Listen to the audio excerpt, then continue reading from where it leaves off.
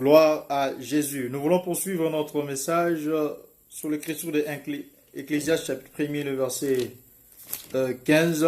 Il est écrit dans le livre de vérité: ce qui manque ne peut être... Nous lisons notre Jésus. Ecclésiaste chapitre 1er, le verset 15. Ce qui est courbé ne peut se redresser. Et voici tout ce qui manque ne peut être compté. Seigneur, nous bénissons ton nom pour ce moment. Bénis encore ton peuple pour ces instants. Que ta bénédiction soit le partage de nous tous. En ton nom Jésus, nous disons Amen. Il y a encore question en ce moment pour ta bénédiction de ces versets de l'Ecclésiaste chapitre 1er, le verset 15. Nous avions dit que celui qui parle ici, c'est Salomon, celui qu'on appelle Ecclésiaste.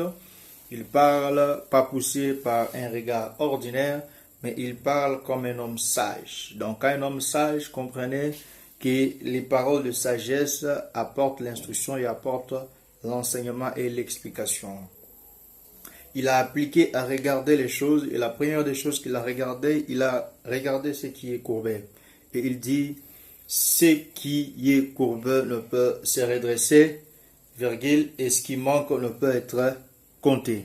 Maintenant, remarquez, par la grâce de Dieu aujourd'hui, nous allons essayer un peu de nous attarder dans la première phrase pour que nous puissions comprendre tous ensemble. Remarquez, frère, le Seigneur, quand il a rencontré la femme dans Luc chapitre 13, à partir du 10e verset, qui avait les dos courbés, il la considère comme fille d'Abraham.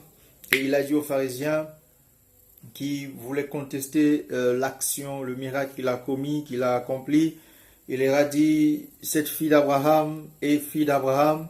Elle est comparée à un bœuf qui tombe le jour du sabbat et qui reçoit le relèvement, qui reçoit les secours le même jour du sabbat. Donc elle a comparé la femme à dos courbé à un bœuf qui est fille d'Abraham. Or, le Seigneur, en comparant la femme à un bœuf, il voulait seulement expliquer que la femme est un serviteur. Or, serviteur, dans la Bible, est expliqué par le bœuf. C'est ce que l'apôtre Paul est en train de dire dans 1 Corinthiens chapitre 9. Il dit que tu ne muselleras pas le bœuf quand il fout le grain. Et il insiste: est-ce que Dieu se mettait-il en peine de bœuf ou parlait-il de ses serviteurs? 1 Corinthiens 9.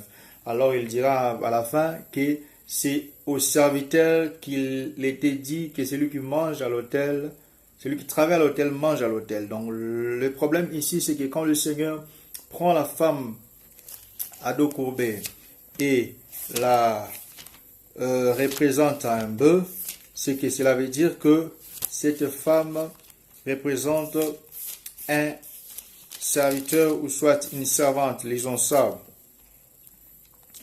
Il est écrit, chapitre 13, Luc, le verset 15. « Hypocrite, lui répondit le Seigneur, est-ce que chacun de vous, les jours du sabbat, ne détache pas de sa crèche son bœuf ou son âne pour le mener à boire ?» Donc, le Seigneur prend l'exemple du bœuf et l'exemple de l'âne pour expliquer la femme ici qui avait les dos courbés. Mais moi, je prends seulement le bœuf qui parle du serviteur. L'âne aussi, c'est un serviteur. Donc, la femme ici qui représente les serviteurs, si nous reculons en arrière, le premier serviteur de Dieu, c'est Adam. Vous voyez? Le premier serviteur de Dieu, c'est Adam. Parce que les serviteurs de Dieu, c'est aussi, les serviteurs, c'est aussi le fils. C'est ce que Dieu a fait d'Adam. Adam, quand Dieu a créé Adam, il est écrit que faisons l'homme à notre image, selon notre ressemblance, et qu'il domine. Dans Genèse chapitre 2, le verset 11, il dit: il plaça l'homme dans les jardins pour les cultiver, les garder. C'est que l'homme fut placé dans les jardins pour être au service de Dieu. Le travail qu'il faisait, c'était le travail de cultiver et de garder le jardin. Mais Adam est aussi appelé fils de Dieu. Ici, dans le livre de Luc, toujours, chapitre 3, le verset 38, il est écrit: fils d'Enoch, fils de Seth, fils d'Adam, fils de Dieu. C'est que Adam est fils de Dieu. Donc, par la grâce de Dieu, Vous avez compris qu'Adam est fils et il est aussi serviteur de Dieu. Vous voyez ça? Donc la femme ici, qu'on compare à un bœuf, le bœuf comme le serviteur, c'est que la femme représente d'abord Adam. Pourquoi nous prenons la femme qui est genre féminin, mais nous les comparons à Adam? Parce que la femme représente aussi la chair. Vous voyez? Or, la chair, c'est la femme. Donc, cette femme ici, comme la chair, c'est aussi Adam, parce que Adam aussi fut tiré de la terre, de la poussière. Donc, en bref, cette femme ici a les dos courbés, c'est Adam. Mais comme Adam n'a pas eu les dos courbés, n'a pas été créé avec les dos courbés. Vous voyez? N'a pas été créé avec les dos courbés, mais c'est après avoir péché qu'il fut soumis sous la possession de l'ennemi et directement il entra dans la nature de quelqu'un qui avait les dos courbés. Mais parlons un peu du dos. Parce que l'homme qui est redressé et l'homme qui est courbé, en réalité, la courbette, c'est d'abord par rapport au dos. On ne peut pas parler de la courbette d'un homme si on ne fait pas mention du dos. Parce que dans le dos, il y a la colonne vertébrale. Cette colonne vertébrale, quand elle se courbe, c'est à ce moment-là qu'on va constater que le dos est courbé. Donc, on ne peut pas parler de la courbette si on ne parle pas du dos. Même quand on s'agenouille, c'est qu'il faut que le dos puisse se courber pour s'agenouiller. Donc, précisons ici que ce qui ne peut se redresser. Les dos courbés, c'est au fait, le fait d'être courbé, on parle de la du dos parce que c'est les dos qui se courbent. Ensuite, la personne, on constate que la personne est courbée. Mais l'Écriture est en train aussi d'expliquer les dos comme la terre. Et Ésaïe, le chapitre 51, le verset 23, dit une chose très importante. Il est écrit au verset 23, « Je la mettrai dans la main de tes oppresseurs qui te disaient, courbe-toi et nous passerons. Tu faisais alors de ton dos comme une terre, comme une rue pour le passant. » Donc ici, on prend d'abord les dos et on les compare à la terre. Vous voyez? C'est qu'il y a l'homme qui représente la terre, c'est que les dos aussi de l'homme représentent la terre. Pour dire que quand on parle de ce qui est courbé, en réalité, nous faisons mention d'abord, premièrement, à la terre. Gloire au Seigneur. Maintenant, la terre ici représente l'homme. La terre représente l'homme. Maintenant, cette terre qui est courbée, c'est une terre qui est, selon l'écriture de Luc chapitre 13, le verset 10 à 11, cette écriture-là parle sous posséder de mauvais esprits. En d'autres termes, la terre est sous l'emprise du malin. Très important. La terre est sous l'emprise de l'ennemi. La terre est sous la domination du diable. Vous voyez? C'est que ce qui est courbé ne peut être redressé. En réalité, c'est la terre. Vous voyez ça? Maintenant, cette terre-là qui est courbée, qui ne peut être redressée par elle-même, doit nécessairement recevoir le redressement par celui qui l'avait courbé. Pourquoi? Nous le répétons. Parce que le diable, l'ennemi, profite de l'occasion pour faire quoi?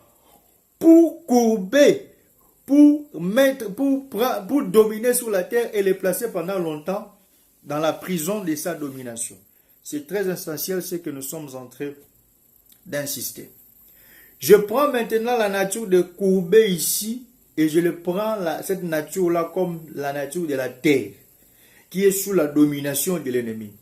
Il est écrit que les ténèbres ne régneront pas toujours. Vous voyez? C'est que les ténèbres est un roi qui règne. Pourquoi on dit que les ténèbres ne régneront pas toujours?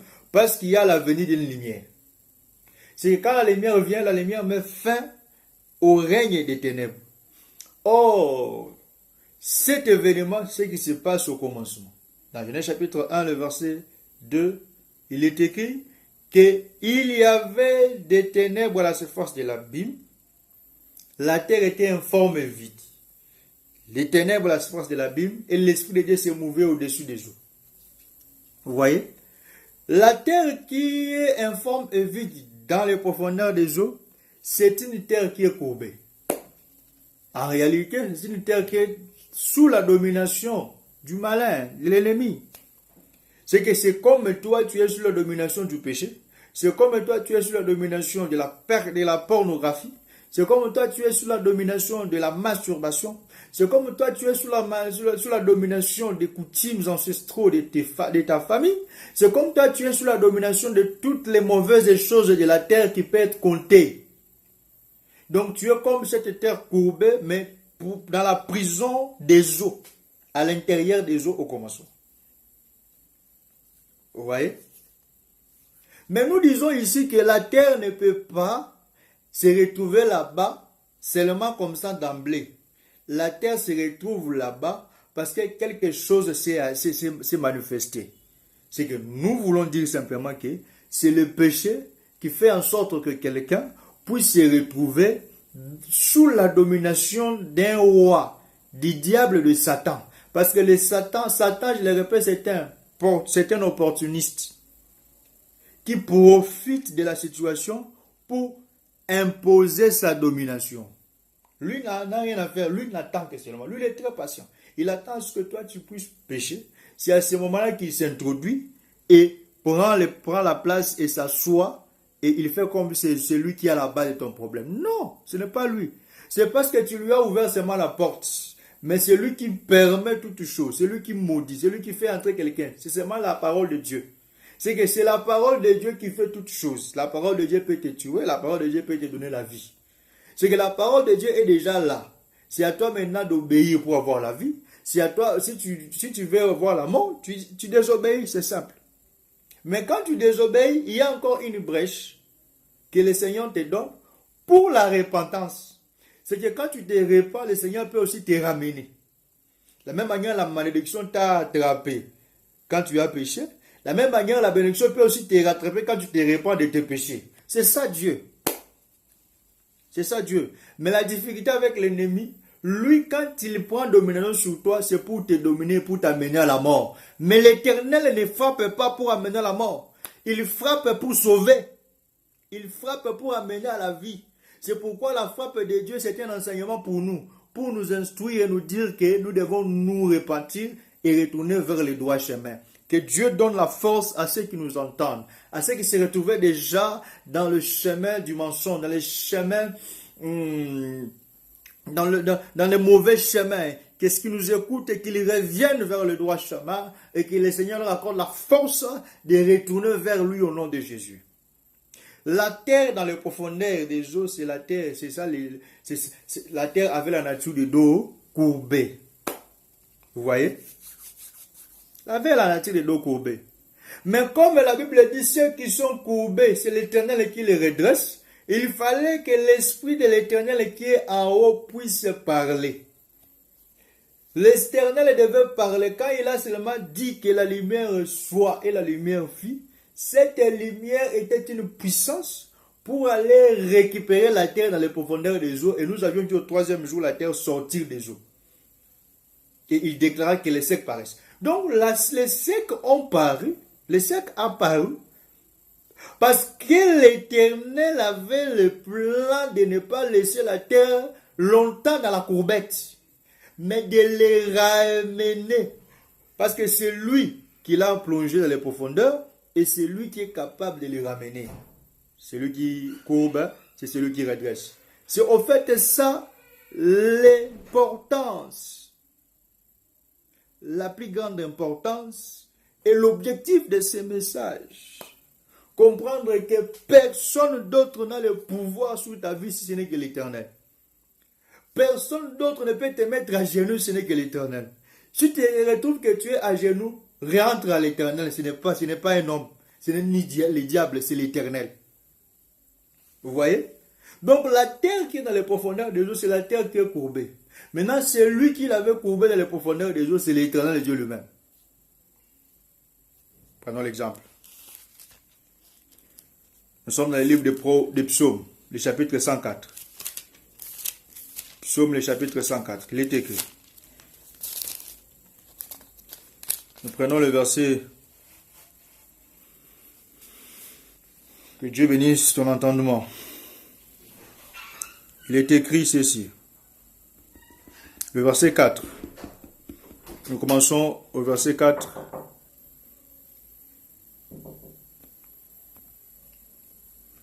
Psaume 104, le verset 5 et le verset 6. Il a établi la terre sur ses fondements. Vous voyez? On est en train d'expliquer comment est-ce que Dieu a créé. Il a établi la terre sur ses fondements. Il ne sera jamais ébranlé. Vous voyez comment il a établi la terre? Maintenant, après, tu l'avais couverte de l'abîme comme d'un vêtement. Donc, quand Dieu a commencé à créer dans la création visible et les choses invisibles, dans la création invisible et les choses visibles, il a d'abord commencé à créer la terre. Mais il a posé la terre sur les fondements, c'est-à-dire sur les rocs. Ensuite, le Seigneur lui-même vient couvrir la terre de l'abîme. Tu l'avais couvert de l'abîme comme d'un vêtement. Les eaux s'arrêtaient sur les montagnes. Vous voyez ça? Donc cela veut dire que avant que nous puissions voir dans le temps une terre à l'intérieur, la terre n'était pas submergée. C'est que c'est Dieu qui a pris la terre et l'a placée dans les profondeurs des eaux. En d'autres termes, c'est Dieu qui a placé la terre dans la courbette. Ensuite, Dieu lui-même est venu sortir la terre de la courbette. Je change de langage. C'est l'Éternel qui a dit à Abraham, ta descendance ira vers une terre étrangère et sera assujettie. Mais lui-même a dit 430 ans après, je la ferai sortir. C'est l'exemple de la terre que Dieu lui-même a pris. Il a placé dans les eaux et lui-même, il est venu, il a fait quoi? Il a ressorti cette terre-là des eaux. Donc, c'est Dieu qui est l'auteur de toutes choses. Attention, frère. Si l'Éternel n'avait pas mis cette loi-là, les jours où tu toucheras, tu mangeras, tu mourras, Adam n'avait même pas s'intéresser à ça. Vous voyez, quand nous disons Adam, la femme, c'est l'homme. Hein? Vous voyez? Ils n'allaient même pas s'intéresser à ça. Ils allaient vivre là, parce qu'il n'y a pas de loi, nous vivons. Mais du moment où le Seigneur a placé une loi en Éden, directement, il a ouvert les chemins à la convoitise de l'homme. À la convoitise de l'homme. C'est pourquoi l'apôtre Jacques dit l'homme est tenté par ses propres convoitises. C'est que quand les convoitises sont formées à nous, directement nous sommes poussés à pécher. Directement quand nous péchons, le diable entre. Le diable n'entre que quand nous commettons l'acte. Mais quand nous convoitons, c'est à ce moment-là que nous sommes poussés à la tentation. C'est que le désir de convoiter à nous, le diable fait en sorte que c'est mais quand nous touchons seulement, nous péchons, c'est fini, le diable entre et il nous place dans la malédiction. Si c'était la mort qui devait suivre ces péchés-là, il nous place dans la mort. Nous entrons dans la mort. Donc lui, il nous accompagne seulement et il reste là. Je prie que le Seigneur te libère du péché de la convoitise au nom de Jésus. Je prie que le Seigneur te libère du péché, de la convoitise, du désir charnel, du désir diabolique au nom de Jésus. En fait, c'est ça le problème. Ce qui est courbé ne peut se redresser par elle-même. Voilà pourquoi nous disons, la nature de celui qui est courbé, sa nature est comme ceci. Ses yeux sont tournés vers la terre. Celui qui a ses yeux tournés vers la terre ne va vivre que selon les choses qui sont sur la terre. Quelles sont les choses qui sont sur la terre? Lisons les Écritures. Nous sommes dans 1 Jean chapitre 2. 1 Jean chapitre 2. Oh, gloire au Seigneur pour l'entendement de chacun. Le verset 15. N'aimez point les mondes. Jusqu'au verset 16. Ni les choses qui sont dans le monde. Si quelqu'un aime le monde, l'amour du Père n'est point en lui. Très important. Car tout ce qui est dans le monde, la convoitise de la chair, la convoitise des yeux et l'orgueil de la vie ne vient point du Père, mais vient du monde. Vous voyez ce qui se retrouve dans le monde? Première des choses, la convoitise de la chair, la convoitise des yeux, l'orgueil de la vie sont les choses qui sont dans le monde. Maintenant, quand toi, tu as les dos courbés, la tête regarde vers la terre et les choses qui sont sur la terre. L'orgueil de la vie, la convoitise des yeux et la convoitise de la chair. Donc tu ne vas te nourrir que de ça. C'est pourquoi le Seigneur va dire à Caïn, Caïn, le premier meurtrier. Écoutez ce que la Bible dit. Genèse chapitre 4, le verset 5, 6, 7. Il est écrit. Mais il ne porta pas un regard favorable sur Caïn et sur son offrande. Caïn fut très irrité et son visage fut abattu. Verset 6. Et l'Éternel dit à Caïn, pourquoi es-tu irrité et pourquoi ton visage est-il abattu? J'aime le verset 7. Certainement, si tu agis bien, tu relèveras ton visage. Voilà les conseils de Dieu, de l'Éternel. Certainement, si tu agis bien, tu relèveras ton visage. Si tu agis mal, le péché se couche à la porte. Et ses désirs se portent vers toi, mais toi, domine sur lui. Dominer sur le péché ici, c'est relever le visage. J'aime la Bible. C'est que quand l'Éternel conseille à Caïn, l'Éternel veut lui faire sortir, lui faire relever ses yeux afin qu'il puisse regarder vers l'Éternel, vers le ciel. Quand on tourne notre regard vers le ciel, le péché ne se couchera plus parce que vers le ciel, c'est les contraires des choses qui sont sur la terre. Les contraires des choses qui sont sur la terre. C'est pourquoi les choses qui sont sur la terre ne te poussera jamais à relever le visage. C'est que celui qui est courbé est en proie aux choses de la terre. Il va convoiter par les yeux, il va convoiter par la chair, il sera orgueilleux. Il sera orgueilleux. Mais le Seigneur dit, relève le visage. Oh, relever le visage est l'apanage de celui qui redresse. Pour relever le visage, on doit venir te redresser. C'est que quand le Seigneur Jésus est venu, il est venu relever le visage de ceux qui avaient les dos courbés, ceux qui ne regardaient que sur la terre, sous les convoitises des yeux, sous les convoitises de la chair, sur l'orgueil de la vie. Tu vois quelqu'un orgueilleux qui ne jure que par l'orgueil des choses qu'il est en train de faire. Tu vois quelqu'un qui ne cesse de convoiter par les yeux. Lui, il veut seulement ce que les autres ont. Et puis il peut tuer pour ce que les autres ont. Tu vas voir quelqu'un qui convoite par la chair. C'est qu'une autre personne a, il lui veut aussi l'avoir. C'est qu'une autre fait, lui veut aussi faire ça. C'est ça les désirs, les choses qui sont sur la terre. Mais quand l'Éternel vient et regarde ça, il dit attention, il faut relever le visage. Je bénis le Seigneur parce que David a dit, j'élève mes yeux vers l'Éternel. David avait compris qu'aussi longtemps que les yeux seront tournés vers la terre, nous n'aurons pas les secours, nous n'aurons pas les secours, nous n'aurons pas les secours. Frères et sœurs,